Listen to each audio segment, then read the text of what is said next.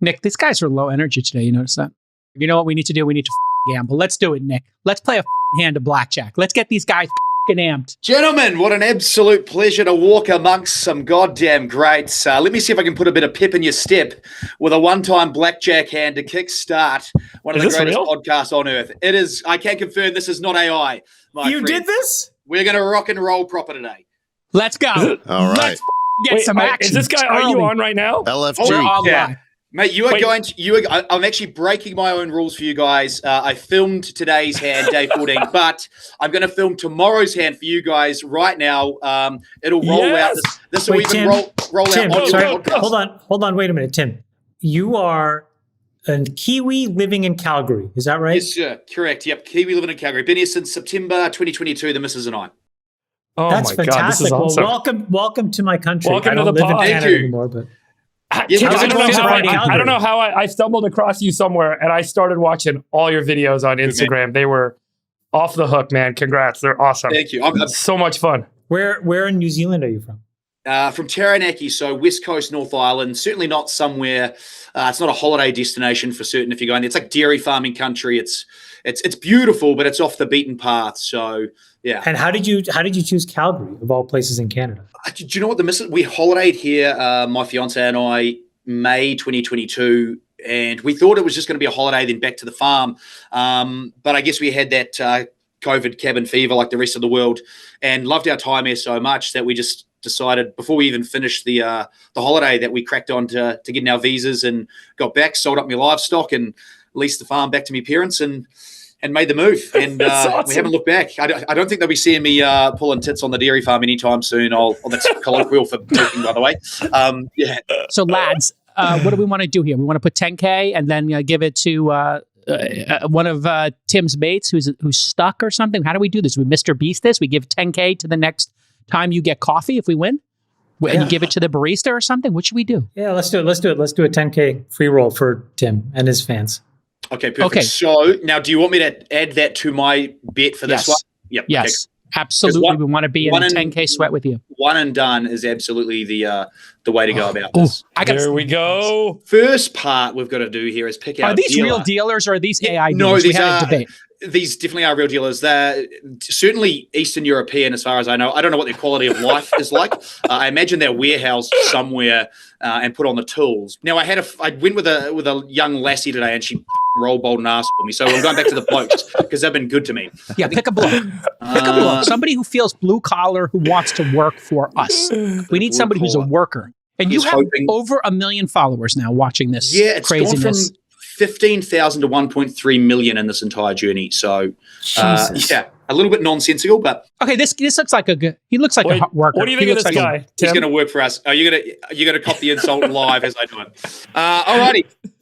It is day 15, going to Blackjack Committee once every follower I've got. We have a $14,000 bet going on the line for me personally, but I actually have some absolute legends with me today. I'm betting for the Besties from the All-In podcast as well. They're going to bring the luck, having been rolled, bowled, and asked by a young lassie yesterday. So $34,000 goes on the line. Oh, no, you guys want 10,000 on, right? Not 20? Jeez, I better not take it. Yeah, put us down for 10. Put us down for 10. 24,000 is going on the line. Our dealer looks like the kind of bloke who stops at red lights playing GTA. We won't hold that again. Real narc, if you will. I need to see good cards. Jackers! 21! 21! That's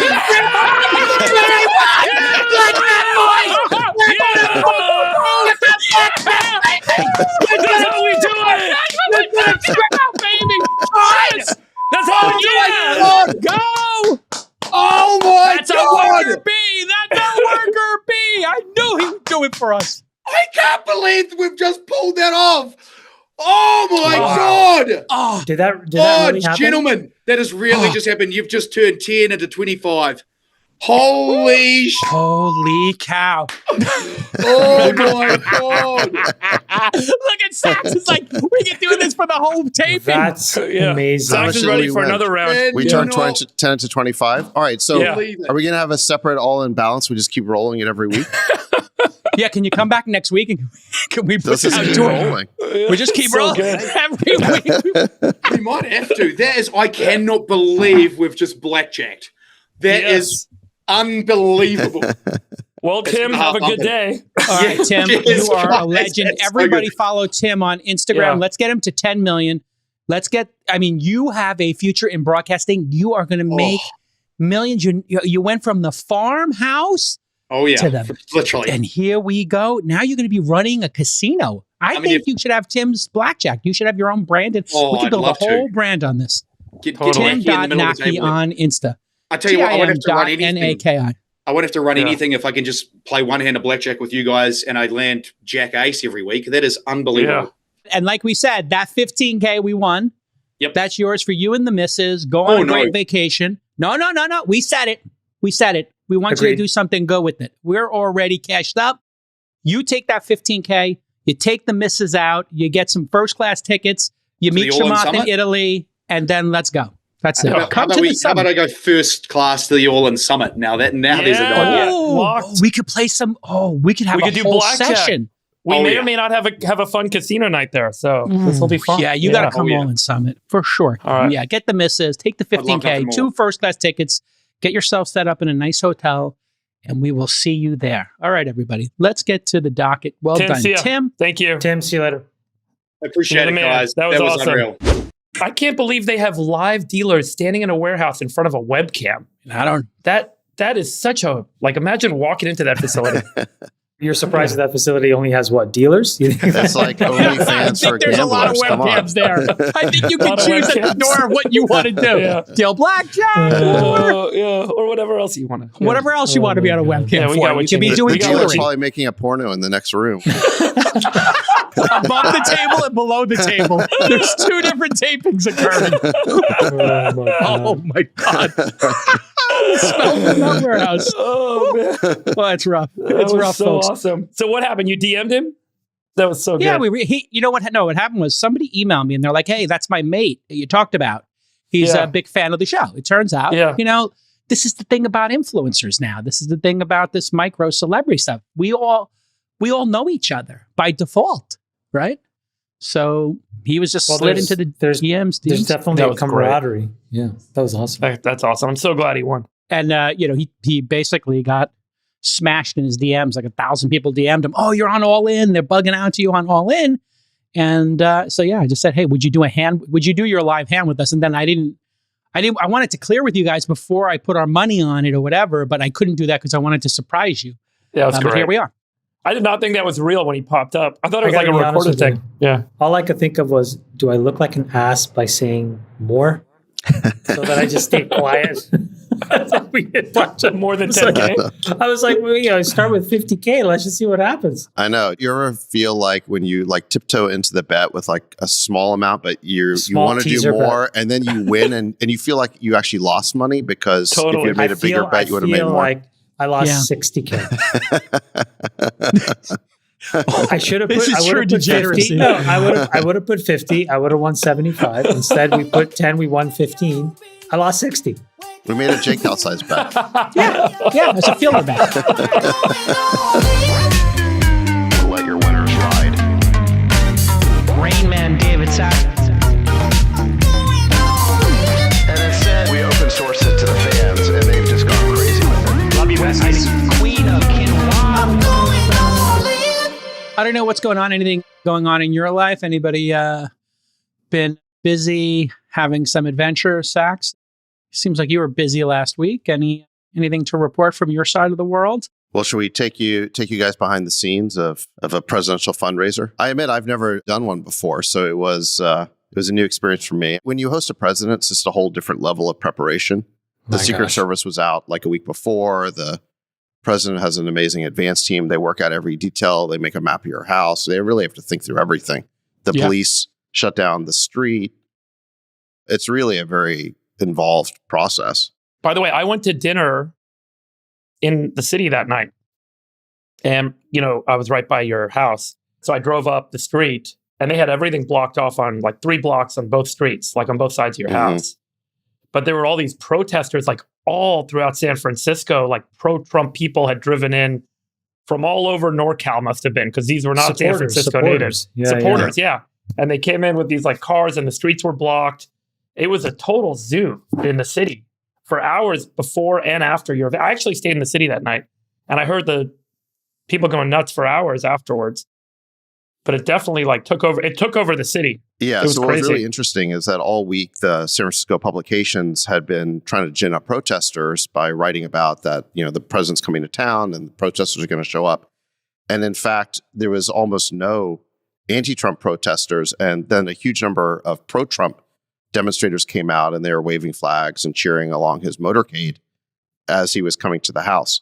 So the whole protest thing backfired. Why do you think anti-Trump protesters did not show up? What happened?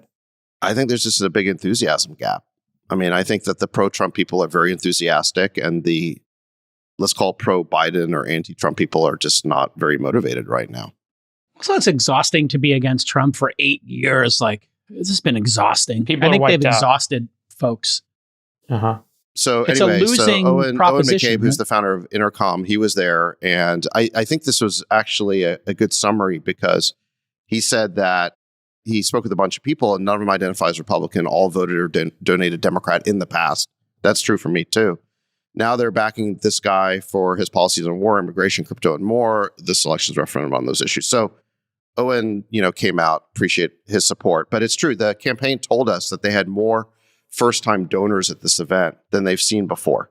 And that's because a lot of these people hadn't supported Republicans or hadn't supported Trump, and they came out. So we have a few photos and videos here to take you behind the scenes. Here we go. I think that might be Behind the interesting for people. So the first thing to say is that President Trump is extremely charming. He connects with people in 5 seconds. I mean, he meets you and finds something interesting or funny to say, and he's hilarious. I mean, when he spoke in the living room and he talked extemporaneously for an hour, he's speaking off the cuff.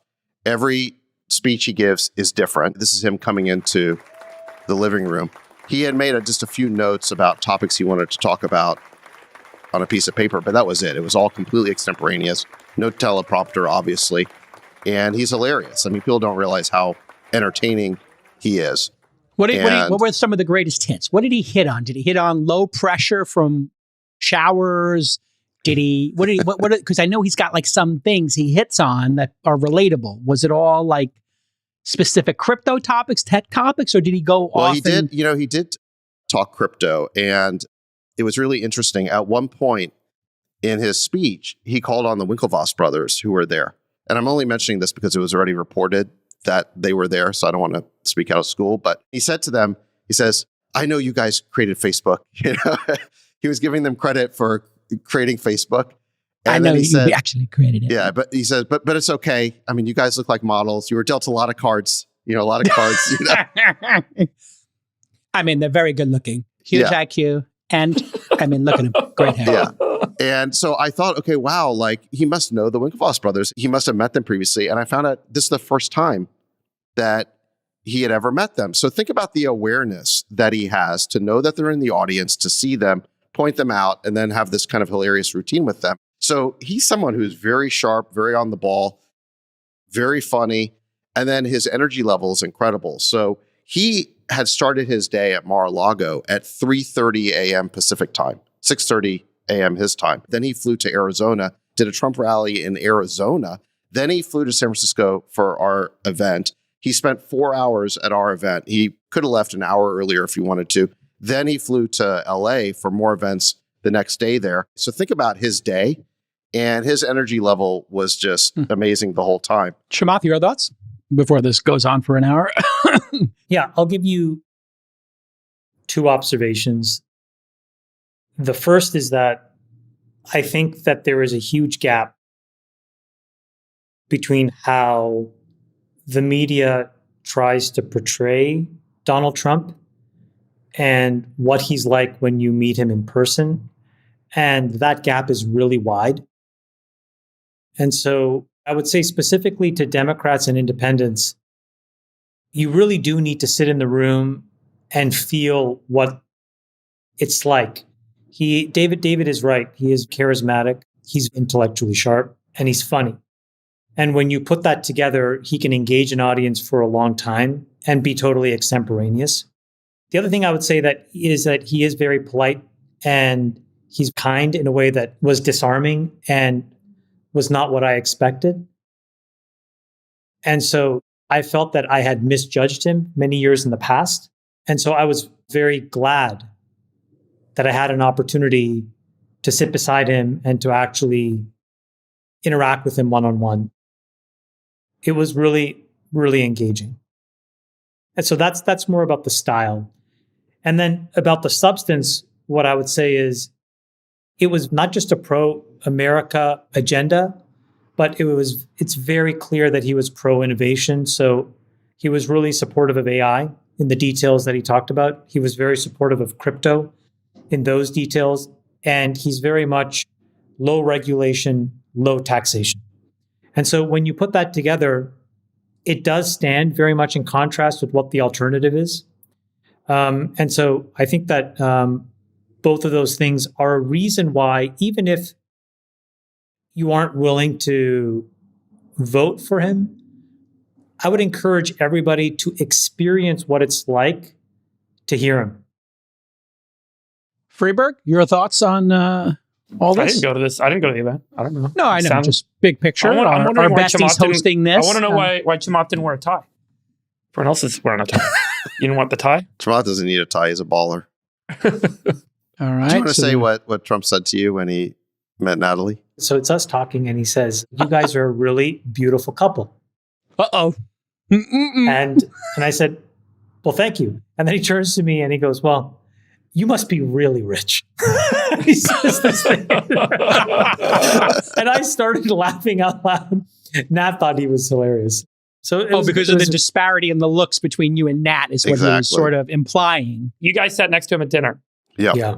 And was that like an hour just private conversation between the three of you? This is the other thing that he does. He actually sits there and he says, folks, I'm happy to continue to talk about whatever you want me to. You feel free to ask me questions, or feel free to just go around the room and just tell me what you think. And what would happen is people would say different things, and then he would start asking questions of other people, and the thing becomes almost like this roundtable discussion of topics we talked about Iran, we talked about foreign policy, we talked about deficit and debt. Like the crypto regulation, everything. What did he say about deficit? What did he say about deficit and debt? Well, he's very much he's very much on your side of, we have to really figure out how to get spending in order and get the deficit under control. Well, congrats on sounds like a successful event for you guys. It sounds like you guys are in the halls of power now, and Trump has flipped his positions on EVs, abortion, and taking away a woman's right to choose. He's flipped his position on TikTok and flipped his position on crypto. I give him a ton of credit. 4 flips in a month, and he just sweeps all those votes. It's pretty smart. And for the Democrats who are listening, he's also pro-AI. You're losers, and you're not listening to people. So you're going to lose the election, and Biden's going to get demolished. Nobody wants to vote for somebody who they think is in cognitive decline. Jake, you think Biden's getting demolished, right? That's your thought? I mean, did you see the video that came out this week where he was at some event and it looked like a Mitch McConnell moment, right? Where he was kind of frozen. He was like and stuck. So I don't want to make it like elder abuse. And I know it's not elder abuse to be honest about what you're observing, especially when it comes to I'm just saying the most harping powerful on role in America. Yeah, he's got to bow out. 538 just put out their election forecast showing 51% chance of Biden winning, 48% chance of Trump winning as of 2 minutes ago. Yeah, who knows? I think it's all going to be determined by the debates. There's still a race. Sachs, you were going to say? Well, I just think, what other job in America could Biden even be qualified for? Like, what would you hire him to do? Is there any mental job you would hire him to do? Is there any physical job you would hire him to do? No. Would you hire him to be your babysitter? I mean, I don't think there's any job in America that anybody would hire him to do, except for maybe president. It's kind of crazy. And this is where the Democratic Party is in shambles. We should have the highest standards for the mental acuity, sharpness, and energy level of our president. It's the most demanding job in the world. We need a cognitive test, but the Democrats need to just look deeply in the mirror and say, hey, you're fielding a candidate that nobody's going to vote for. That's the problem here. And there's not enough anti-Trump sentiment. And Trump's a genius at flipping his position to get huge swaths of voters. And so you're going to get demolished if you don't hot swap him. I guarantee you hot swap is coming. I predicted the Trump EV flip. And I predict it now. I think you're right about maybe some of the issues where folks will get much more precise on these issues. But I actually think what's happening is that this is really going to be about Trump versus Kamala Harris. I don't think Biden is going to step down at all, but I do think there's a chance, a non-trivial chance that Biden wins. And if he does, I don't think he's going to make it 4 years. And so then the real question is, do folks want Kamala? And have they had a chance to really figure out whether they want to vote for her or not? I think that's really where it's going to come down to. It's really Trump versus Kamala Harris. And if you frame it as that, Chamath, then it's even a bigger trouncing, right? Like if you put Kamala against Trump, then what would it would be a even bigger shellacking, yeah? In your mind? I just think that without saying anything bad about Kamala, because I don't know much about her, is really what I would say is I don't know much about her. And so you can't have somebody who gets into that role accidentally. I think we have to give both President Trump and President Biden a lot of credit, which is they stood in the eye of the hurricane and withstood all the pressure and won. And he who wins that way deserves to be the president of the United States. She hasn't withstood that. And so I think that it's pretty unfair for a lot of voters if there is a bait and switch. And so I think that you have to look at both of these two candidates and assign a reasonable probability that both of them make it to the finish line. And from at least what I saw up close, I think it's a much higher probability that Donald Trump does than President Biden does. And listen, Biden hasn't made it to the finish line of his first term. It's obvious to everybody he's in cognitive decline. You put up a candidate who's in cognitive decline, you're going to lose. Even against, Trump, who people really don't like. These are the two most unpopular candidates of our lifetime. I'm not sure about that. I don't think it's true that people don't like Trump. I think that he's got a core, but people, Republicans, including Republicans, including yourself, were looking for a different candidate just months ago. You said Trump was not your preferred candidate, and you were all in on DeSantis. So let's not pretend like he was your preferred candidate. He's the remaining candidate. So I think it's wrong to say that there's not enthusiasm and love for Trump. We saw it on the streets. We saw it in that room. There's some, yeah. Do you see Logan Paul meeting with Trump 4 years ago? He was for Biden. Now he's for Trump. Have you ever seen Trump walk into a UFC event? They go nuts for him. I'm just saying there's a lot of enthusiasm and a lot of love out there for Trump, a lot of excitement. I don't see any of that for Biden. There are people who don't like Trump, and that drives some support for Biden. But if you look at enthusiasm and excitement, it's all on the Trump side. In this, we are in total agreement. Yes. There is no enthusiasm to put somebody in cognitive decline in the White House. All right, listen, we got to get to the docket. We could talk for hours about Biden, Trump, and we will. It's going to be a continuing topic. But let's get to a very full docket here. Breaking news last night, Tesla shareholders have backed their guy. Yes, there was two important votes measures that Tesla just had taken with their shareholders. The first was approving Elon's pay package, the $56 billion pay package that was voided by a Delaware judge. We talked about that on episode 164 back in February. And then moving Tesla's incorporation from Delaware to Texas. This is also major. Remember, we talked last week about the Texas Stock Exchange. Here's the two charts. Massive, overwhelming support. There were some notable people who dissented. I think Norway's Sovereign Wealth Fund and CalPERS were two of the ones who were voting against it. Tesla share price popped 6% on the news. You don't want to lose Elon at Tesla. That would be really bad. So your thoughts, Chamath, on this vote and maybe the move and what that represents? It's kind of odd that we're in this crazy place. Say more. When that original package was unveiled, there was a lot of people, including me, who thought there's no way he's going to hit this. It's just way too aggressive, and it requires so many things to go right. And so I think in part that's why 3/4 of the Tesla shareholders approved it then. 73% is not squeaking over the line. It's not 50% plus a vote. It's a super majority. And that excluded Kimball and Elon shares. Exactly. So, and then I think you had this very dangerous form of judicial activism, which essentially ignored the will of the shareholders and tried to create some administrative ruling that threw up this big question mark. So then, in typical Elon style, he's like, great, we're just going to get them to vote it again. And then yet again, it passes, and it looks like it's going to pass by around 73%. But the problem now is that it's still not clear what happens. I think that there's still some question marks where this may not nullify the judge's decision. It may actually create more question marks. So hopefully this gets sorted out. He should get this stock. He never should have, or these options. He never should have had them taken away. And so I just hope this thing, it becomes a nothing burger. Sachs, you have thoughts on this outcome? Is it surprising to you? Not surprising? And then I think the jurisdiction thing is bigger than maybe people are thinking, because Delaware has been the standard for incorporating companies, but Elon is putting his companies in Nevada and Texas. We saw the stock exchange last week being back to move to Texas. This does seem like there's something about jurisdiction in the water. What are your thoughts, Sachs?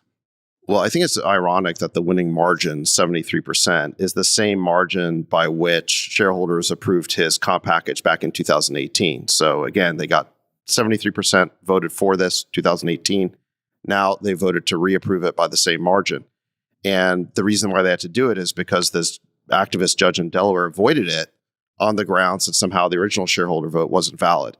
And I think this is interesting that the margin didn't change, because it shows that shareholders aren't ingrates. Elon delivered what he promised, and now shareholders are upholding their end of the bargain. And certainly they didn't have to take that position.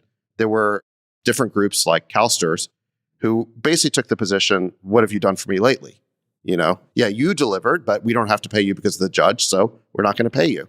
And I think shareholders wisely approved the package, because I think there was some chance that if they reneged, that Elon could leave the company. And I still think he's absolutely vital to all the innovation that's going to come in the future from Tesla. And you see this, the stock is ripping on the news. It's up about 3% today in a down market. So clearly the market thinks that securing Elon's future at the company was the right decision, and shareholders did the right thing. Yeah. In terms of the downstream effect on this, like you said, it raises the specter of Delaware being an activist state.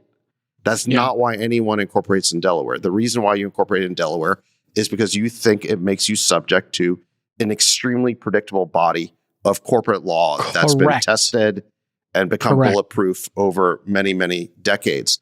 And now all of a sudden, you have to worry that maybe a judge will set aside a shareholder vote for reasons that seem incredibly specious, especially in light of the fact that the shareholders just reapproved it. So obviously the shareholders didn't think they needed your protection, and they voted to reverse you.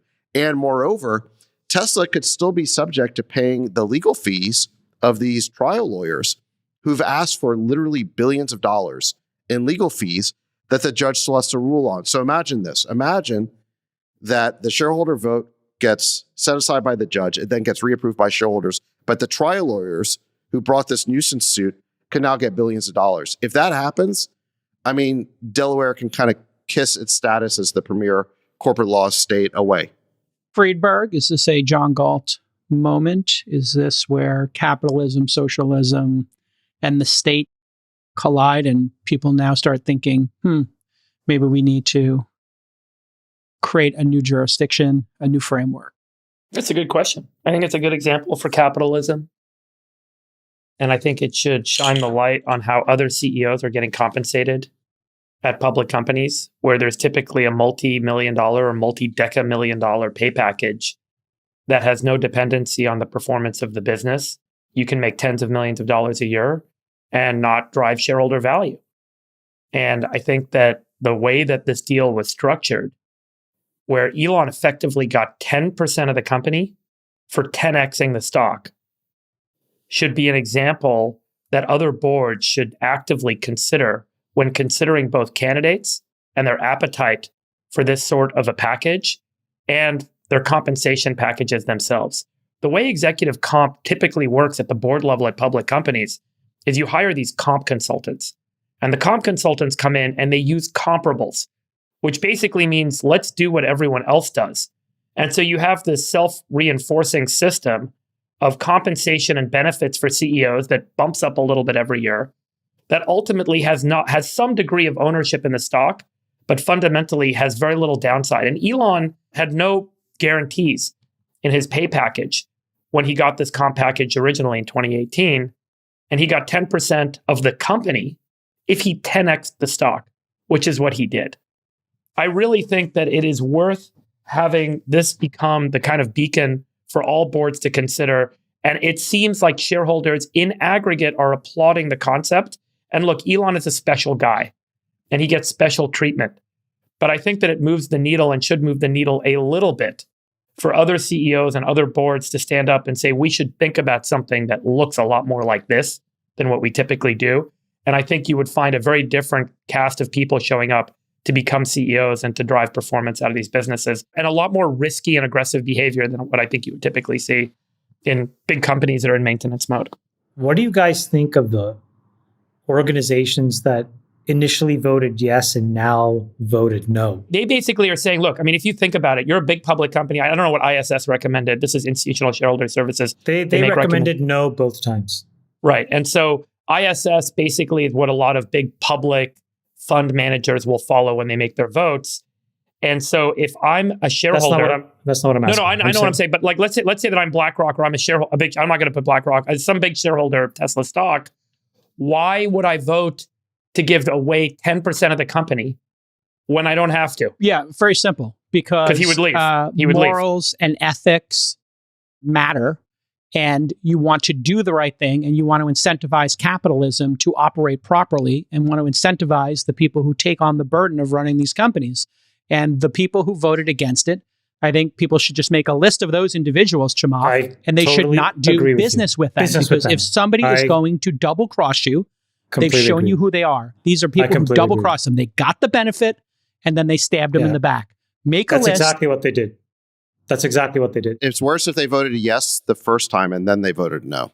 No, I'm saying, and there's if you're a quantifiable group. Then maybe you're just against the deal. But if you're yes, no, then that's a renege. Then you're a true scumbag. You're a scumbag. Is that public anywhere? Who did that? Yeah, there are a bunch of folks that said that they, I think it was CalPERS that voted yes. And then when they were on trying to explain, they were like tap dancing in like corporate jargon. But really what they are scumbags. Jason, you're right. They are morally and ethically void, and they're reneging. And this is the one rule in business you're not allowed to do. And the people that do that are these penny-pinching scumbags. I'm not saying a blacklist, but I would say making a list of people who maybe you want to consider not doing business with is how I would frame it. These are people but they're public market investors. They're not private investors. They buy the stock on the open market, so they don't have to worry. I mean, I think the question is, what are the chances that Elon leaves the company if he didn't get the pay package? The chances I think were that probably... was a risk, and I think that was made a non-zero people possibility. think about it. Yeah, non-zero possibility. You made an agreement with somebody and you shook their hand. Yeah. Why does it care whether he would have left or not left? This is like... You have to do the right thing. Yeah. You have to do the right thing. You promised the guy X amount of money for doing Y amount of things. He did the Y things, and then you had a judge come over the top because of somebody who owned 10 shares. And all I'm saying is, if you don't have the intellectual intelligence to look past that and say, wait a minute, we just paid the guy to do this work, and now we're going to renege. They're gaming the system. I just think that, like, how can anyone who is capable of doing a job sign up for a pay package? How could anyone? And the people that will sign up are these, like, middling corpo people who will accomplish nothing and will run these companies in ways that then speaks to organizations that have just proven themselves to be totally unreliable. The irony of the thing is that these folks thought that they were getting a 10% free roll when they voted no. And the reality is that by him getting the pay package, the certainty of him sticking around at the company caused the stock to go up by 10%. So they actually had the calculus wrong. That if they had gotten their way, the stock would have declined by more than the 10% free roll they thought they were getting. This is, I think, the main point. And 10% being the ownership of the company that he gets. Yeah. The pay package was laughed at on CNBC by all the experts. There is no way for him to hit this stuff. If he does hit it, he's getting a fraction of the value of it. And this is why stock is such a valuable device. If employees get stock and the CEO gets stock and everybody in between and retail investors get it and endowments get it and your retirement account gets it, everybody rows in the right direction. Is it perfect? No. People can buy back their stock. They can do a little gaming on the margins. But it is the most pure system we have. Everybody has a share of the company. So if you're a socialist, you should actually kind of appreciate how stock works, that everybody has a chance to buy it. Everybody has a chance to participate. This is the model we should be using for all CEOs. They should all get a massive package if the stock goes up and to the right. It's so obvious, and this was so unfair. Let's see this flipper. I want to see their explanation. Compensation is commensurate with the performance of the company. Did you vote for it in 2018? I believe we did vote for it in 2018. Okay, but this is about long-term value creation. But hold on. Okay. But do you believe you were duped in 2018? No. I believe we used the information we had available and made the best choice. Okay, so here's what I find so interesting about this particular choice. 73%, I believe, of the shareholders voted in favor of it in 2018. A judge has said that shareholders were not informed properly. Right. If you talk to most shareholders, by the way, especially big shareholders, they say we were not duped. We understood completely what we were doing, and we were on board with this. Now that this opportunity has arrived on your doorstep, to actually rethink this, if you will, there's a view that maybe we're not getting the value we thought we should. You thought you should get it, but he's worked, by the way, under the assumption that he was hitting the numbers and dealing with the contract. If I told you that you were being paid a certain amount of money in 2018, and then I called you and said, actually, you know what, we're not going to give you that money anymore, what would you do? That's a great question. I would go to my board. I would talk with my board. This woman is so smug. What is her name? Karen Frost? I don't think she's smug. Sorry, Marshy Frost. Oh, sorry, I thought it was Karen Frost. I think this is emblematic of the kind of person who is incapable of actually doing the right thing. And there's a lot of these people that run a lot of these organizations.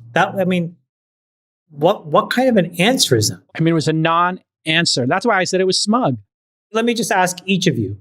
You've all started companies. Some of you are still running companies. Would you take money from her and CalPERS after that statement? Hard no for me. Yeah. But remember, she's not investing in private companies. She's buying stock on the open market. So No. CalPERS announced does that venture firms. Yeah, CalPERS announced that they're an LP and they're starting to do directs. Oh, okay. I didn't know that. Yeah, they're trying to catch up. They've been behind on venture. Let's call this whole thing what it is. It was a heist. You had these trial lawyers. They find a named plaintiff who's got 9 shares. And on a contingency fee basis, they go after Elon's pay package. What are they looking for? $5.6 billion. How does a lawyer make $5 billion? How is that That's what possible? motivated this whole thing. They don't care about Tesla. They don't care about the company. They don't care about shareholders. They're looking for a giant multi-billion-dollar contingency fee payment. And they took their shot. And they found a Delaware judge to basically agree with them, even though shareholders approved it.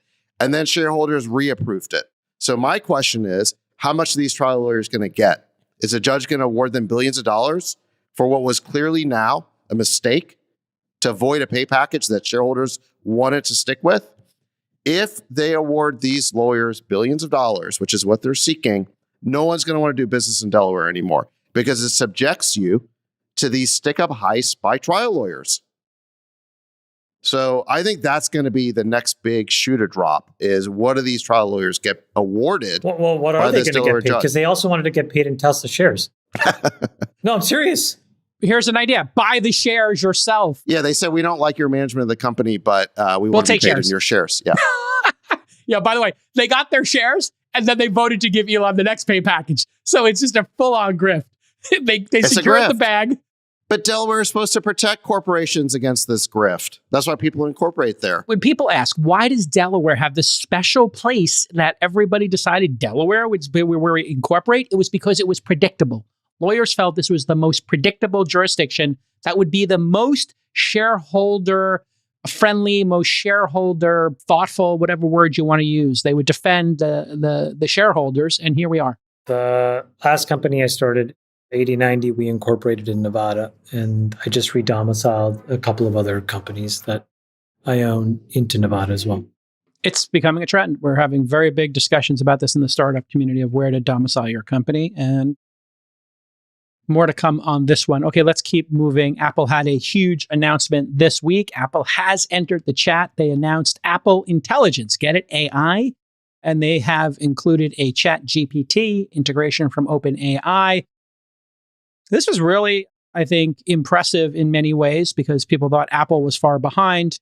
It was a banger of a demo. A lot of un-Apple-like future-looking demos. So none of these demos that we're going to show are coming to your phone this week. They were really, I think, playing catch-up with Microsoft, and it worked. Stock is up 10%. They added about $300 billion in market cap. Now the top 3 market cap companies are all driven specifically by the perception that AI is going to be the next technological wave. Microsoft, Apple, and NVIDIA all cruising around about $3.2 trillion. And this top 3 keeps flipping back and forth. Apple had passed Microsoft in market cap. Here's the features. I'll just give you a quick overview of what we're seeing. It's added Grammarly-like features. Great product, Grammarly. I'm not an investor, but they added the ability to proof, get grammar help. AI will transcribe and summarize phone calls with permission, obviously double opt-in. It will prioritize notifications and iMessage and email that are super important. You can do smart replies. A company we're an investor in, Superhuman, already does this kind of stuff. And they're bringing AI to Siri. And this is going to be the big win in my mind. You're going to be able to say things like you want to order something in DoorDash or Uber Eats or Instacart. And the AI Siri will be able to dip down into apps. They're building a whole app AI interface, much like the Rabbit device CEO talked about doing. And I think this means that Apple is going to win the AI consumer. There is a deal with ChatGPT that I'll get your feedback on, gentlemen, in a moment. According to sources, Apple is not paying OpenAI. It's a non-exclusive deal. ChatGPT can be swapped out. Apple is also talking to Google about a similar deal. Obviously, it doesn't take a genius to predict that Apple is going to auction off the LLM integration, I think, to the highest bidder. They did that with the search deal. Google pays Apple $20 billion to be the default search engine. That's about 5% of Apple's annual revenue, if you didn't know. And it's all profit, right? So this is a huge profit moment. I'm going to pause there for a second before I get into more of this and just get your general reaction, Chamath.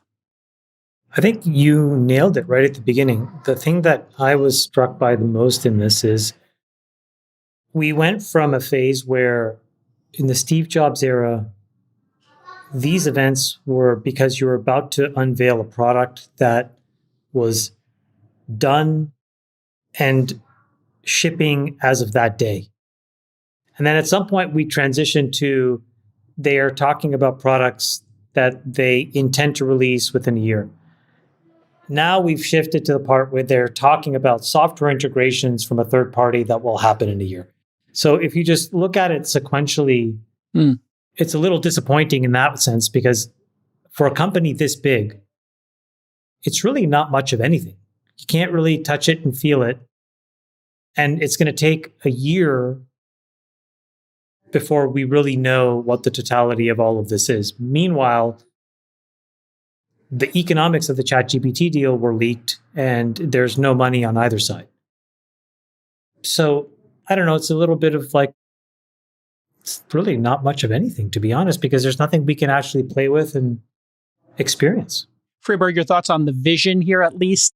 And to Chamath's point, Apple used to release dope stuff, fully baked, ready to go. And now we are increasingly see them talking about what's coming next year or at some point. Do you think Apple's going to win the consumer? Do you think Apple's falling behind? Should they have built their own LLM by this point? I'm not sure. I think what they have shown is more of a glimpse into the future of hardware, where for the last 2 decades or so, hardware has mostly been a portal to access the internet and use the internet through apps or through the browser. And hardware has done a good job of enabling that. But I think we're now going to see a much more tighter coupling where the hardware becomes more valuable and it's less of this kind of funnel for apps to flow through and data to flow through, but the hardware actually becomes the value creator. And you see a much more tighter integration in the hardware OS and the AI or the software that enables you to do lots of things. You're no longer just going to use the hardware to access an app to do something. So a lot of the companies that are app developers are likely going to end up becoming services developers that enable that hardware AI to do something for you. And this coupling between hardware and software, because of the way AI works, is I think becoming more apparent, not just in consumer devices, but we see it in the data center and in the enterprise stack as well. We've seen that obviously there's this tight integration between the chip and the software stack that Grok built. There's a tight integration between Google's TPU stack and then the ML instances and the tools that you can use in Google Cloud that are optimized for use on that TPU hardware. NVIDIA's got a big effort, obviously, in continuing to build out their software stack that sits on top of their hardware and works in a more coupled way. And then Google has this ability to kind of realize, I think, a similar outcome with Pixel phones, which is a pretty sizable opportunity for them. And then all of the hardware manufacturers can probably grab more value now as they build their own AI into their OS. And you start to see more of this value realized by the hardware companies. So I think that there's this really interesting shift where we've all thought about hardware as being this like commodity where there's some degree of like improvement or innovation made over time. But now it seems like a lot of value might actually get captured by hardware companies in all points in the value stack. So it's an interesting moment. And I think that this just shines a light on that trend that I think is going to play out over the next couple of years. It's clear, Sachs, that right now, to enable these features, you're going to have a pretty solid device. They announced here at the keynote at WWDC that you need to have an M1 chip or better, iPhone 15 or better. So, and having all this local data is a huge advantage for Apple. They've got your messages, your phone, your calendar, your photos, your app behavior, the data inside of your wallet. All of this gives them a huge, huge advantage. So I guess the question is, do you think this renews the Apple franchise and people start upgrading their phones again to get all these new features, David Sachs? Well, the market definitely thinks so because Apple was up big on this news. And even if it was largely vaporware at this point, the market definitely liked where they were going. And frankly, Apple did exactly what I said they should do last week, which was to reinvent Siri as an LLM with the capability to reach into apps as an agent and take actions on the user's behalf. That's what they effectively announced. However, Apple took a shortcut to get here. They partnered with OpenAI. And this is something that I don't think they've ever really done before at the operating system level. Apple is famous for being vertically integrated, for being a walled garden, for being end-to-end. They control everything from the chips to the hardware to the operating system, and they don't let anybody else in until you're at the App Store layer.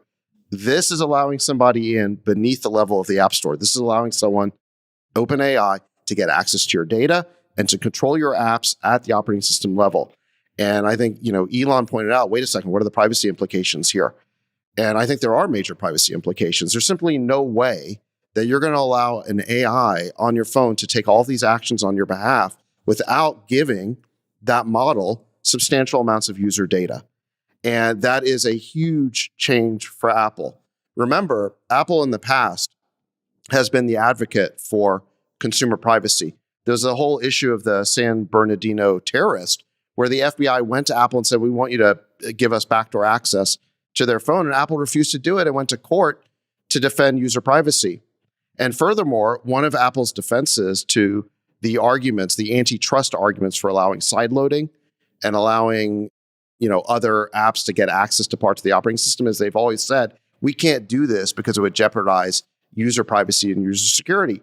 Well, here they are opening themselves up to OpenAI in a very deep and fundamental way in order to accelerate the development of these features. In other words, they took the shortcut. They could have developed the LLM themselves. They could have developed the AI themselves, but they chose not to do that. And I think this is going to open Pandora's box for Apple because, again, they've proven that they can open up the operating system to a third party now. And who knows what the privacy implications of this are going to be. It turns out Apple has addressed this head on. They hear the concerns. And much like when you share a photo or you share your location, it's going to ask you over and over again, do you want to let this app do this? So They're aware that this is an issue. They brought up privacy every single time, but people don't trust OpenAI and they do trust Apple. So this is strange bedfellows to be sure. Chamath, your thoughts? I think that Apple really cares about privacy when they're trying to hurt a company they don't like, i.e. Meta. And they're willing to figure out a way to work around it when it's a company that they clearly support, OpenAI. Yeah. Well, when you're behind, you behave differently than when you're ahead and you have your monopoly. Freeberg, you wanted to add anything here before we move on to the next story? Okay. In related news, OpenAI has hit a run rate, and this is kind of stunning, of $3.4 billion. That means they've roughly doubled their monthly revenue in the past 6 months or so. These are not official numbers. OpenAI is denying them, but here's a chart that somebody put together based on all the different leaks and approximations of what OpenAI is making. The reason this makes no sense, this chart, and it shows a year, and then it shows a month, is because there's been different leaks at different points in time. But just to normalize this, in 2022, for all of 2022, before they really had a lot of customers, 28 million, and now on a $3.4 billion run rate. Again, it's a pretty stunning number. Well, if it's true. You can do apples to apples here because 2023 Jan is 200 million. That means that June is 300 million if they're on a $3.6 billion run rate. So. Yeah. And so if we were to even look at, the number of people who work there, 770, if you put that at 500,000 a person, some engineers getting a couple of million, some people maybe getting less. They probably only got $500 million in salaries a year. Who knows what they're spending on the infrastructure for this? If you were to do a valuation on this, everybody knows they sold a bunch of shares in secondary at around 80 billion, which means they're trading at, if these numbers are true, 25 times forward revenue, which is close to what NVIDIA is trading at right now. Obviously, they're two very different businesses. So your thoughts on this as a SaaS company? Obviously, the majority of this revenue is consumption-based. Some portion of it is SaaS-based, reoccurring, like subscriptions. We pay for, at launch, my venture fund, we pay for $6,000 a year to have all 20, 25 people on ChatGPT as a corporate account. Maybe it's $250, $300 a year per person. So what do you think of this business, Sachs, and how fast it's growing? Obviously, some of it's API consumption-based, not reoccurring. Some of it is reoccurring. First of all, let me say that, we've talked about AI General Hospital and all the soap opera issues around OpenAI. Yeah. And, Judge Sachs had opinions on that. Yes. But putting that aside, everyone acknowledges that their products are awesome. OpenAI makes really great products, with ChatGPT 4.0 being at the top of the list. And I talked about how when we moved from ChatGPT 4 Turbo to 4.0 at Glue, the speed and quality went up, at least 2x, and it felt like 10x. So they have the best language model as of this point in time. And they also have other products that are really great, like the Whisper API, which does transcription. There's a whole bunch of tools they have that are great for developers. So nobody's taking anything away from them on the product side. And I think you're seeing that in this revenue number. Now, if I was to try and take apart this business as an investor, I would separate the B2C business from the B2B business. The B2C is a consumer subscription plan, people paying $20 a month. I'm one of them. I pay the $20 a month. It's probably the only LLM that I would pay $20 a month for. How often do you use it? Daily, weekly, monthly? I'd say a handful of times. It's not, to be honest, it's not like a daily use for me, but I probably use it every week, I would say, at least once. Yeah. So I still use it. I have to say, though, that the other LLMs are catching up. And if Gemini ever gets good enough, or, when Grok gets to the next level, am I going to stick with that $20 a month plan? I'm not sure. It depends whether OpenAI can really maintain the leadership it has, or the perception of leadership. Okay, so that's half the business. And then the other part of the business is the B2B, which is the API products that effectively they're selling to developers.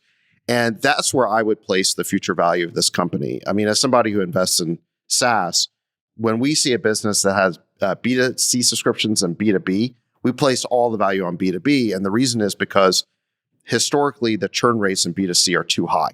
Yep. 5 to 10% churn rates are common, 50% a year. Per month. 50% churn a year, very common.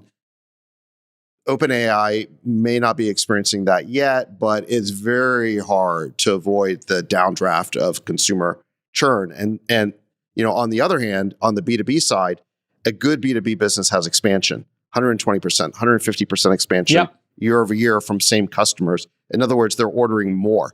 So you would compare this business to Amazon Web Services, Google Cloud, Azure. That's really the business here. Yeah. The first thing I'd want to know is how much of the $3.4 billion is consumer and how much of it is developers? We'll find out eventually. Chamath, your thoughts on OpenAI's surging revenue? I'm kind of in David's camp, which is I think to the extent that the business has a large terminal value, it's going to be because of the enterprise cash flows.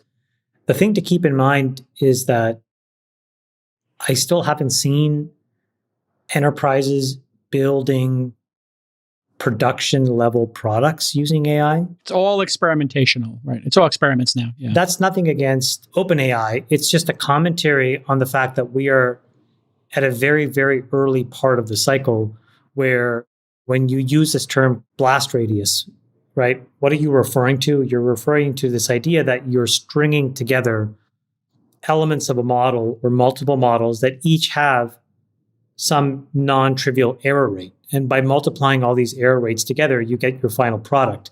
But the unfortunate reality in most AI workloads is that you end up with something that's not very good. And that's not the fault of OpenAI, nor is it the fault of Llama. It's just the nature of how these models work and the fact that, you've gone from something very, deterministic to something that's very probabilistic. And we have not found a way to create extremely high quality experiences, we as an industry, that make this cost justifiable. So right now, as you said, Jason, most of that is toy apps and a lot of experimentation. Will we get there? I absolutely think so, but we're not there yet. So I suspect that most of the revenue then is on the consumer side right now, actually. And so I just looked at Google Trends, and I first looked at the United States, and I just wanted to understand how is the traction. And what's interesting is that the traffic in the United States is down about 25, 26% since the end of the school year, which I think reinforces this belief that ChatGPT has definitely over-indexed in that young people's cohort where they rely on it to write essays or what have you. But then I looked outside the United States and worldwide. And what's interesting about that is that's actually still growing up and to the right. So I think you have then an ARPU problem, which is the same thing that we had to deal with at Facebook, which is we have these extremely valuable users in America. They asymptote at some point, and then we have to grow in other markets, but those markets aren't nearly as lucrative. Right. They just don't average generate nearly as much per revenue. user, ARPU per year is single digits. Maybe it hits double digits, as opposed to the United States where it could be triple digits, right? So then I don't know. I would just wrap up by saying that I think that it's just, if this number is right, it's just an incredible testament to what they've been able to uncover and create in a short amount of time. That is legendary stuff. Yep. But what I can tell you in working with enterprises around these AI experiences through 8090, we have not yet seen production quality models being deployed in the wild that are dealing with very, very important business processes, which means that most of the revenue right now is probably consumer oriented. Okay, Freeberg, I don't know if you got to see Sunny's talk at Liquidity last week, but he talked about how many of the CIOs, CEOs are looking for open source solutions here. 80% of them want to go open source. They don't want a proprietary model to invest in, but the best model right now is a proprietary model. So what do you think about OpenAI's revenue surge? Is it sustainable, or are there 20 better open source projects that are going to be death by 20 open source project cuts?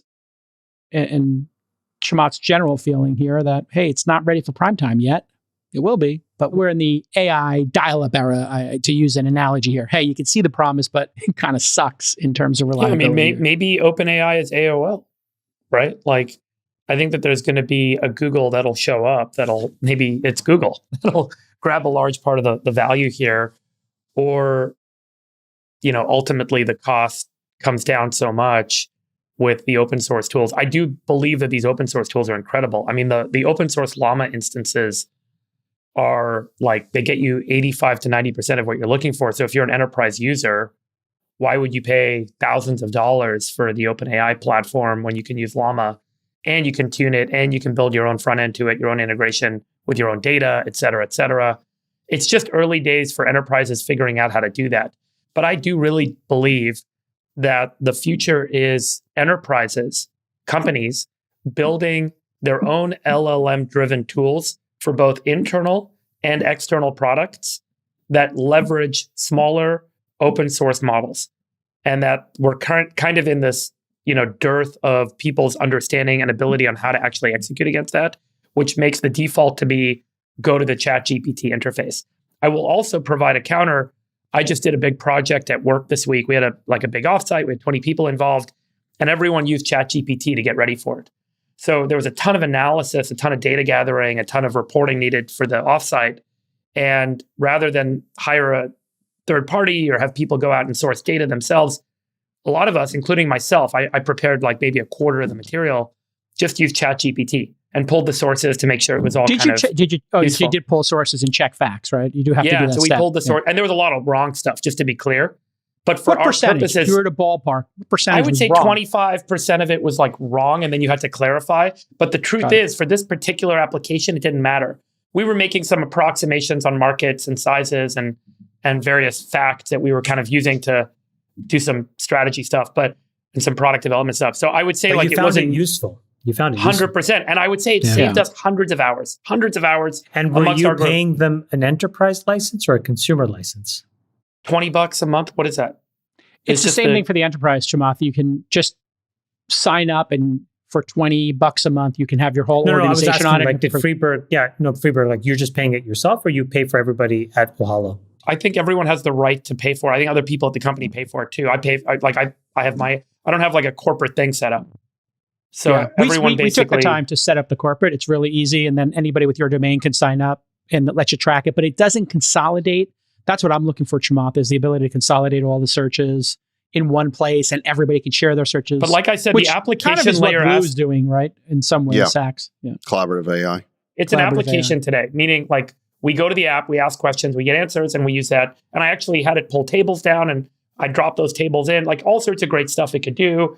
Do some analysis, pull out what the analysis showed, understanding unit economics on various businesses, all this sort of stuff that it consolidated for us very quickly. It definitely makes everybody bionic. I agree. But what it doesn't do yet is take all of our internal data and all of our internal tooling and kind of reconfigure how we use that. So we're still paying for a whole bunch of enterprise software and SaaS licenses for things that we know we don't want to be paying for in the future. And we're now starting to figure out how can we build our own AI-based software to replace a lot of the dependency we have on third-party software that uses our internal data for our internal consumption. So there's a lot of that still ahead of us. And that's why I know, and we're pretty progressive.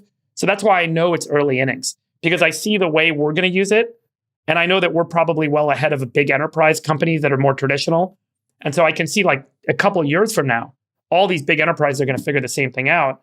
And then you're not necessarily going to need to pay for this ChatGPT stuff if there's an internal tool and an internal LLM that you can run. Young people are really getting dependent on this, and they use it constantly. We were on our investment team meeting. We were evaluating a company for real estate brokers. We were evaluating a company for therapists and like tools and SaaS products for those type of people. And when I asked them, well, what's the total addressable market?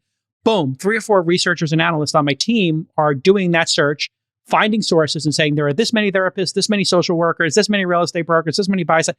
And then I'm saying, well, did you source them? They're like, yeah, of course. I asked, and like one of them was like, well, I asked Claude, I asked Gemini, I asked ChatGPT, I asked them all for sources. I cross-referenced them. So they're like, have 3 of these things open. And so just everybody's knowledge level goes up, but you do have to check it because 1 out of 4 facts is probably wrong or cited wrong. And so it's going to be... I think 1 out of 4 is about the right number. Yeah, it's about 1 out of 4. And so that's interesting. So you use multiple LLMs to find the hallucinations. Yeah. Basically, you cross-reference them. That's actually pretty interesting. I jump on Gemini too. So I use Gemini.Google and I use ChatGPT, and I just make sure that stuff lines up, just sanity check things. Because I'm trying to process a lot of data. But you're not going to pay for 4 of these, right? How many would you be willing to pay for? I would pay for 5. You'd pay for 5 different LLMs? Well, think about it. If somebody's salary is $100,000 and these cost $1,000 to have 5 of them, of course I pay for 5 because it's 1% of their salary. Okay, so as a work tool. I guess there's 3 categories to their business now that you're raising this. There's sort of the consumer subscriptions. Yep. Then there's the business subscriptions, which are basically the consumer product, but a company's paying for it. Correct. And then there's the developers paying for metered API consumption usage. Metered API usage. Yeah. That enterprise is really powerful. Yeah, it's kind of like Microsoft Office or Google Docs, where consumers use them for free or want to use them for free, and then companies will pay for it, and that's where the real money is. Anyway, this is going to make people bionic. I think all organizations will have the same number of people for the next couple of years, and then just individuals will get better and better at their jobs, and so efficiency is going to go way up. Speaking of efficiency, the market is ripping. We're going to get a little macro here. In 3 acts, inflation has been broken. I think it's safe to say. We're down at 3.3, lower than expected. And hiring and wages are surging and stocks are surging. So let's go through it here and get the Bestie's take on the Vibe session. I actually disagree with that framing, Jason. Yeah, I agree. I disagree as well. You can disagree with it. Let me go through the numbers and then you can all disagree. That's how this works, folks. Inflation print came in at 3.3%, lower than expected. Here's your 10-year chart. Super easy to explain what's happening here. Rates were low for a long time. Inflation cruising at about 2%. And then lunatic spending during COVID. And we added $8 trillion to the national debt. And then Biden added a bunch, everybody getting those stimmy checks and PPP loans. And so if you look at inflation here, we were just cruising along at 2%. Massive spike up to 9% year over year inflation. And now coming back down to 3.x. And the question is, can we get to a 2 handle? And the rates went up faster than ever in history. Here's the Fed chart. You can see there and this goes from the 80s. So you see that massive spike when they tried to break the back of inflation previously. So this is the fastest ever gone up. And here we go. The common sentiment here is that savings has been burned off and people are starting to have debt. And so now we are in Act 2, the lowest unemployment rate of our lifetime continues. If you believe those numbers, some people do, some people don't. Labor Department reported 272,000 new jobs in May, crushing the 190,000 estimate. And then Act 3, average hourly wages up a massive 4% from last year at $35 an hour. That also topped estimates. So if inflation is at 3.x and hourly earnings are at 4.x, maybe consumers will start feeling better about the economy eventually. They obviously have been pretty shocked by that 9% inflation and only 4% growth. Here's your chart from Fred of the hourly earnings of all employees. And you can feel pretty good about that, where everybody's wages keep going up. The question is, do they go up faster than inflation? Okay, so there's my framing of the situation. Freeberg, tell me what I got right. Tell me what I got wrong. I think there are 3 numbers that matter. Okay. The inflation rate, the growth in GDP, and the cost to borrow. The growth in GDP in the first quarter of 2024 was a lousy 1.3% on an annualized basis. And even if the rate of inflation came down, we are still inflating the cost of everything by north of 3%. So the economy is only growing by 1.3%. And it costs more than 3% more each year to buy stuff. So that means everyone's spending power is reducing, and our ability and our government's ability to tax is declining because the economy is only growing by 1.3%. And the most important fact is that the interest rates are still between 4 and 5%, 4.7%. That means that to borrow money costs 4.7%, but the businesses, the economy on average is only growing 1.3%. So just think about that for a second. We have a tremendous amount of leverage on businesses, on the economy, on the federal government. That leverage, the cost to pay for that debt, is more than 4 to 5%, but you're only growing your revenue by 1.3%. Yes. So at some point, you cannot make your payments. And the rate and the goal, and that is true. That is true for consumers. That is true for enterprises, and it is true for the federal government. Just to point out here, what you're saying, the goal was to, in fact, increase the interest rate to cool the economy, right? Which they got too late, but that was the goal. That was the explicit goal, was to cool the economy. Yeah, the whole purpose of raising rates is to slow the flow of money through the economy. And by slowing the flow of money through the economy, there is less spending, which means that you're reducing the demand relative to the supply. So the cost of things should come down. You should reduce the rate of the increase in the cost of things. Now, if you click on this link, Nick, that I just sent you, in response to the condition in the economy today, Elizabeth Warren sent this note to Jerome Powell 3 days ago saying, "Dear Mr. Powell," or "Dear Chair Powell, we write today to urge the Federal Reserve to cut the federal funds rate from its current 2-decade high of 5.5%. The sustained period of high interest rates is already slowing the economy and is failing to address the remaining key drivers of inflation." She goes on to point out the fact that consumers are suffering, businesses are suffering, and the strain of these three numbers is really starting to show on individuals, on businesses, and obviously on the power of the dollar. Well, the dollar is a different story because of the condition of the economy and the rest of the world. And we're in a very unique position. But I think that things are not as rosy. Now, there's certainly a shift in the market because what this tells us is that the timeline at which the Fed will cut rates is coming in a little bit, relatively speaking. And so the market is saying, okay, let's adjust to lower rates. The 10-year Treasury yield has come down a bit, but we are still in a difficult situation for people and for businesses. And you have Elizabeth Warren, who I think is the voice of small businesses and consumers. She's trying to be the voice of those cohort, that's ostensibly and saying this is very so hard on people. Chamath, what's your take on this? We have a slowing GDP growth. We have inflation going from 9 down to 3. We have wages going up 4%. How do you make sense of all this? Do you feel like... Sorry, Friedberg, are you saying we're going to have stagflation or... We have stagflation right now, definitely. But what I'm saying is that it's not a rosy picture just because labor rates are going up. Yep. If the labor rates aren't going up, and you can see this ultimately, the best number for this is the sum of GDP growth. So in aggregate, if the revenue of everything combined, which is GDP, isn't going up faster than the increase in the cost of everything, people, businesses, and the government can't afford their stuff.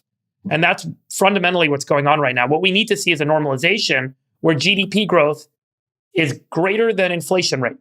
And as soon as that happens, then we have a more normalized and stable economy. So right now, things are not stable. There's a lot of difficulty and strain in the system. I will put myself on the other side of that trade, if there was one. If I had to simplify the United States economy, remember, GDP is 70% spending by individual people. And so people can spend two things: savings that they have or credit that they have. And what's interesting is that we have finally burned through, and this is what this picture shows, all of the money that folks had in their bank accounts. And so what does that force people to do? It actually forces people to re-enter the workforce so that they can start to make money. But the problem is that companies have been shrinking and have been on a defensive posture. And so as a result, which you started to see this past unemployment report, unemployment is now ticking up because when these people re-enter the workforce, there are no jobs for them to have. People are filing incremental unemployment insurance claims. States like California, in fact, the state of California was the worst off this past month. So I think what we're starting to see is that for the large portion of the economy, we've run out of cash to spend. And as a result, I do think that we are going to see an economic slowing. And I think that that will create not just enormous empirical justification for Jerome Powell, it'll be exacerbated by what Friedberg just showed, which is the political pressure that he's going to be under to cut. Will it cause him to cut more aggressively than he would have otherwise? On the margins, I actually think yes. Mm-hmm. But my perspective is that I think that we've run out of money, individual people. So I think unemployment is going back up. I think GDP is going to shrink. Yeah. And so I kind of tend to be in this camp that we're going to see more than one rate cut. So here is total job openings. To your point, Chamath, they're getting burned off. We peaked at 12 million. Again, if you believe the numbers or not, they obviously have some value. And we've burned off a ton of those. So Sachs, What's your non-political, non-partisan take, first principles of what's going on with the economy? Well, look, we just had this inflation report. CPI was 3.3%. The market was expecting 3.4%. So that's a teeny bit better than expected, but it's still persistently sticky. Inflation is. And furthermore, Powell's comments were very hawkish. He basically said he could not commit to when rate cuts might begin. And we're already, remember, at the beginning of the year, we entered the year with expectations for 7 rate cuts this year. Now we're down to an expectation of 1 rate cut, and we can't say for sure when that's going to happen. So honestly, I think your introduction overstated how positive this news was. And that's why I think if you look at the markets right now, it's very mixed. Most tech stocks that I'm seeing are actually in the red, and a few of them like Tesla and Apple and Nvidia are up, but the vast majority are in the red. So I think the market is taking this in stride. I think the big picture here is just we don't know when rate cuts are going to begin. And I think that Vinny Lingham had a really interesting take on this, actually, where he said, look, could Powell cut by a quarter point? Would that matter that much? No, it wouldn't matter that much. But the point is, Powell doesn't want to say that the rate hike cycle is over, right? If he were to cut by a quarter point, that by itself wouldn't do much, but it would be a huge statement that we're out of the woods on inflation. There's not going to be any more hikes coming, and we're beginning a new rate cut cycle. And Powell is clearly unwilling to say that. We're still in this like limbo where he is saying that we don't know when rate cuts are going to begin. Betting markets had a 70% chance of 2 rate cuts before Powell spoke. Afterwards, now it's 1 rate cut. Dow, record high again this past week, and NASDAQ record highs each of the last month for the last 4 months. So the market, putting aside individual stocks, has broken records almost every month for the last 3. Freeberg, your thoughts? On the back of 2 stocks. I mean, Nvidia is holding up the whole market. There's a lot of funny memes about this. Nvidia, Microsoft, and Apple. The AI stocks are holding up the whole market. Correct. Yes. Record stock market. What does Jerome Powell have to gain or lose by bowing to political pressure? So a lot of folks mention and reference his there's political pressure for him to do something, but why would he bow? What does he care? What do you think the motivation is for Powell individually? And what is the political process that will ensue Future job if he doesn't prospects? bow to political pressure? I think it's the legacy and the perception that he leaves behind. I think had he not overpromised and underdelivered at the end of last year, remember he was promising, as Sachs said, 6 or 7 rate cuts, and he's delivered bupkis. And the markets were none too pleased. And so now I think he's just swung the pendulum to the other side, which is he's going to massively underpromise and then overdeliver if he can. And so as a result, I think he's being much more measured and guarded. I don't think he wants to be wrong here. So I think he's thinking about what most folks think about when they're at the tail end of a job like this. He's not going to get reappointed. He's going to go off into the sunset. It's roughly about how history will write how he handled the transition from that to the next phase, whatever that is. So I think he's probably very interested in making sure he doesn't break the economy, and also that he doesn't seem like he's constantly waffling and unpredictable. But isn't he just an autonomous agent that is meant to respond to the data? I guess I'm not quite understanding the degree of judgment and discretion that everyone seems to think he has. Right, Freeberg? They have a mandate, but if you're asking what his incentives are, I agree with Chamath. I think his main incentive at this point is concern for his historical legacy. And specifically, he wants to be thought of like Volcker, not like Arthur Burns in the 70s.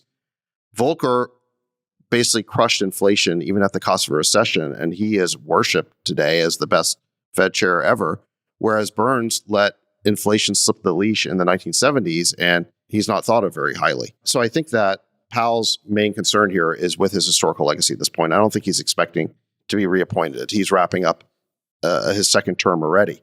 Now, I think if you go back to 2021, the incentives were a little bit different. Powell wanted to be reappointed by Biden. And remember that in the summer of 2021, that's when the inflation began. We had that surprise 5.1% inflation print. Powell was up for renomination and confirmation in November of 2021. And I think what happened back in that year is the administration downplayed the inflation report. They called it transitory. Yellen did, Biden did. And so Powell had to get on board with that message if he wanted to get confirmed by the Democrats. And he did get on board with that message. He repeated the whole transitory point. And for that reason, they didn't begin the rate hike cycle until March of the following year. And from that May inflation print to November, they kept doing QE, even though we had inflation back in the system. So I think that Powell was actually intensely political in 2021. He knew who was going to reappoint him and who was going to have to confirm him. And he got on board with that message. And that's why they were so slow to react to the inflation. And I think it was disastrous. And that's one of the reasons why the rate tightening cycle was so steep, is because he had to catch up with all this inflation that he had allowed for 9 months longer than he should have. But if you ask me what's his incentive now, I think it's purely about legacy. And he does not want to let inflation come back after cutting rates a little too soon. So his incentive, I think, at this point is to make sure that he's not wrong again about inflation. And to remind everybody, maximum employment, stable prices, moderate long-term interest rates is the mandate for the Federal Reserve. They're supposed to be independent. Famously, Reagan pushed Volcker to get rate cuts. And there is a lot of politics involved in this. And so legacy does seem like the organizing principle here. I would agree with Chamath and Sachs that it's legacy, but there's always political pressure here. As you can see, Elizabeth Warren is trying to push him to make cuts for obvious reasons. Yeah. Well, no, there's politics when they're up for appointment or for reappointment, for confirmation, basically, because they want to get that vote. Yes. But there's also subtle pressure, and then there's letter writing like Elizabeth Warren's doing here, right? So the pressure can be there. The question is, do they bow to it, right, Sachs? Yeah, they don't have to. I mean, the Fed's independent. What do they stand to gain or lose by the pressure is my question. And I'm not Nothing. sure I really like this concept. Exactly. And I think that's really where there's a important point to note here, that you can identify the guy's motivation and how he's going to operate. This year, because there is no political pressure. There was in 2021, Right. and I think that's why he was slow to react. Yeah. Right. Listen, if Powell can stick the landing here, then his legacy comes out intact. But if he screws this up, and then he was slow to react to the inflation back in 2021 and 2022, his legacy is going to be mud. So I think he's going to be more concerned about erring on the side of tamping down inflation than erring on the side of the economy not doing as well. Yeah, I think those are the incentives. My position is I think he might have already stuck the landing. I think like the fact that we've burned off all that savings, to your point, Chamath, that people are going back to work, and that these businesses are doing fantastic and efficient because of AI and other gains. It feels like all people the are record trying. that I think he's There's a stuck the handful of landing tech already. stocks that are no. Yeah, they're trying to go back to work, but the jobs don't exist.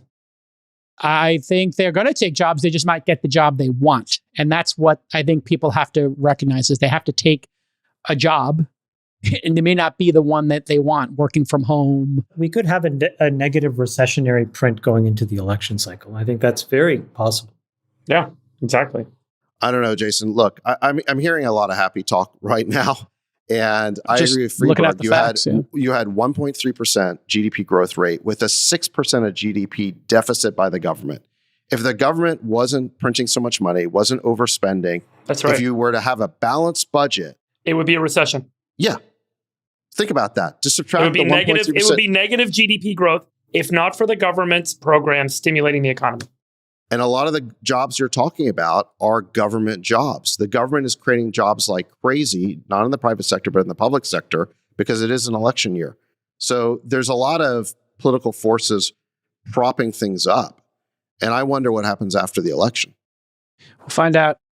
All right, everybody. This has been another amazing episode of the All In podcast. Just one last thing, guys. This is really important. So, friend of the pod, Peter Fenton, who's a famous VC in Silicon Valley, tweeted that his sister has been diagnosed with a rare sarcoma, and they are searching for lookalike cases to do a study at Dana-Farber. And if this works, it will change the future of cancer. But they are seeking, this researcher, William Gibson, who he's retweeting, is seeking patients with myxoid leiomyosarcoma featuring a PLAG1 fusion. So if you are somebody out there who has a case like this, then please reach out and let us know or let Peter Fenton know. This could save a life. or many lives. His sister is also the wife of a good friend of ours, Pete Brigger. So our thoughts are definitely with you. And if there's anybody out there who has this type of rare sarcoma, please let us know. And we can refer you to Dana-Farber. And this is a very important study that may save some lives. Pete and Peter are great guys, and our thoughts with Devin. Hope you guys find a cure. Okay, best wishes to Peter and his sister. Help out if you can, and you're in our thoughts and our prayers.